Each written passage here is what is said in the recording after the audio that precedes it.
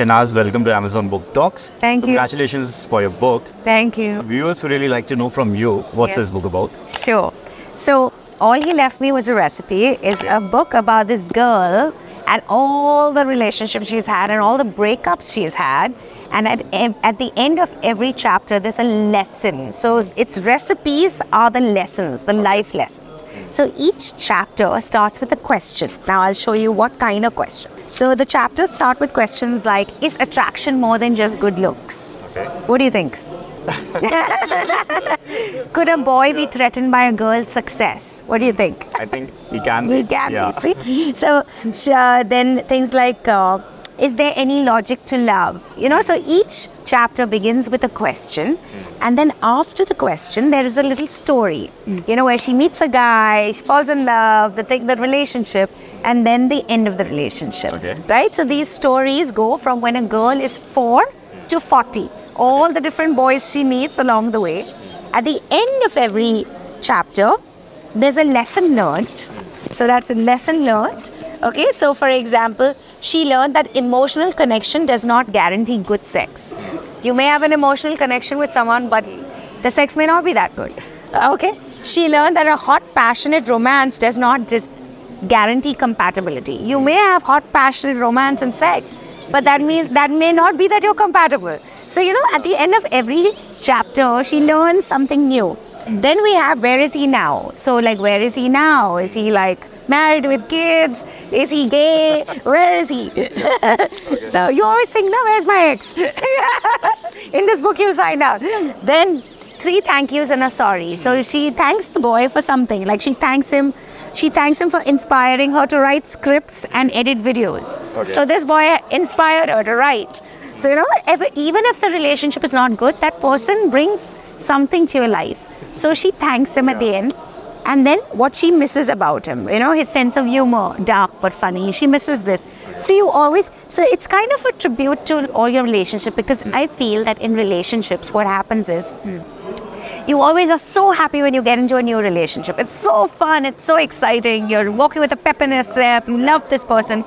Then after some time, you start feeling irritated with the person. You start feeling like, you're a little bit sleepwalking through it, the person's naggy, the person's irritating, So you sleepwalk your way through the middle, and at the end of the relationship, you're so upset, you're so sad, you feel like this is the worst time of your life, you can't eat, you can't sleep. But really, it's the end of these chapters that make you who you are today. I am who I am today because of all these relationships that I've been through. So that's what the book is about, the lessons and how she grows from 4 to 40, and how each boy teaches her different things and who she is today, and it is thanks to these relationships. So that's what the book is about. This sounds like a really fun book. Thank you. Writing your first book is always a Yes, challenge. this is my first book. Yeah. Actually, I've always had stories in me. I always loved writing. I've always been into storytelling. And so even when I was a kid and I was 10 years old, I used to make adults pay 10 rupees to me, and I would tell them a story. Give me 10 rupees, I'll tell you a story. And then I did MTV. On MTV also I was telling stories. Then as an actor, you're also kind of telling stories, but other people's stories. Then as a travel content creator, I'm also telling stories, it's stories. Sure. And now as a writer, I'm also telling stories. So basically, I'm a storyteller. How was this challenge for you? I mean, it's writing your first book. It was really, I enjoyed the process. For me, it's like therapy. Sitting down and writing every day was really a great process for me. I loved it. I really, really enjoyed it. And it kind of I had all this in me, and then now I feel like it's out. In fact, when I gave the book to my editor, and I was like, here's a book, the next day I didn't know what to do with my life. I felt a void. I missed the book. I missed the process.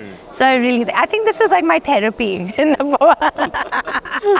Have you already started working on your next book? I have not. I want this book to become a screenplay and a show on Amazon. So hopefully it will be, and then I'll be writing the screenplay, because a lot of this book is written like dialogue, and it's dialogue between the girl and the boy.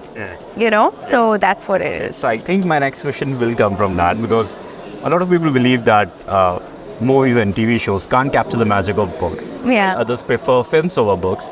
You have been you have acted and everything. You have VJ'd and you've done vlogs and stuff. Now you're an author. So I think you will be the right person to tell which side you are actually on. I'm on both sides. The thing is, I love reading, but in today's day and age, very few people read. I mean, even when I start looking at a book, after 5 minutes, I'm looking at my phone. Okay. This phone is so annoying and so distracting. So people don't read as much as I feel like people should read. So I mean, I want this to go to as many eyeballs as possible. So yes, those who can read the book and those who like to read, please get the book. And then for those who don't, we'll make a show out of it. We'll have to ask question from the reader. Do you remember the first ever book you read? The first ever, no, I like a naughty and my dad was very into giving me books. I was not allowed to watch TV when I was a kid. Okay. And only read books. I was really a better and bigger reader as a child than I am now. Okay. Yeah. So I remember this book called The Enchanted Tree, which I read as a teenager that I really loved. Enid Blyton I used to read a lot. Yeah. Which is your favorite classic novel? Classic novel, like Wuthering Heights. Oh wow, Yeah. that's great. Which is the one book that you want to read from a long time, but you haven't had a chance to read it? What do I want to read for a long time and haven't had a chance?